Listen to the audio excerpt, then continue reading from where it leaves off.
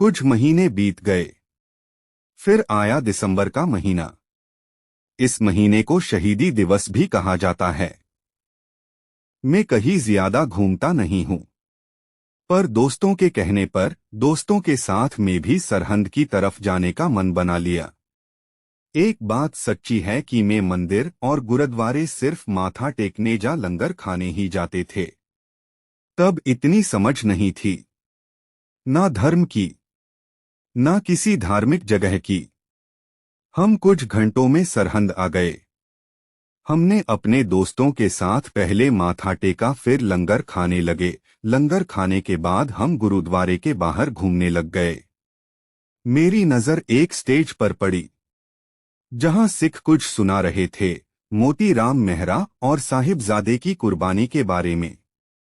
वहां बहुत ऐसे सिख बैठे थे जो नीले बस्तर पहनकर और किरपाने और सिर पर पगड़ी पहन रखी थी।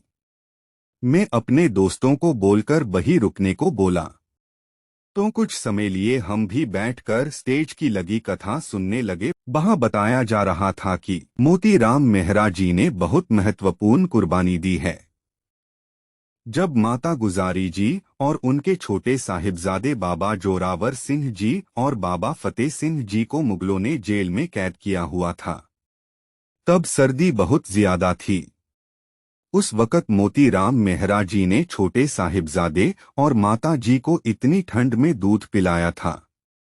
दूध पिलाने के लिए मोती राम मेहरा जी को सोने की मोहरें देनी पड़ती थी मुगलों को, जहां तक कि अपने घर के गहने तक बेच देता। जब एक दिन माता गुजरी जी ने पूछा कि मोती राम, तुम हमको दूध पिलाते हो, कहीं तुम किसी परेशानी में ना पड़ जाना। मुगलों ने बोला है, गुरु गोबिंद सिंह जी के परिवार की जो भी मदद करेगा उसका सिर कलम कर दिया जाएगा। पर मोती राम मेहरा बोला, जे तो मेरा कर्म है, और आप तो गुरु गोबिंद सिंह जी की माता है। आपकी सेवा करके मुझे आनंद आ रहा है। इतने में मेरे दोस्त बोलने लग गए, चलो यार, बहुत टाइम हो गया है और भी घूमना है।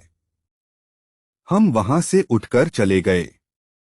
कुछ टाइम घूमने के बाद फिर हम अपने अपने घर आ गए। आगे कहानी सुनने के लिए मिलियन टीवी चैनल को सब्सक्राइब करें।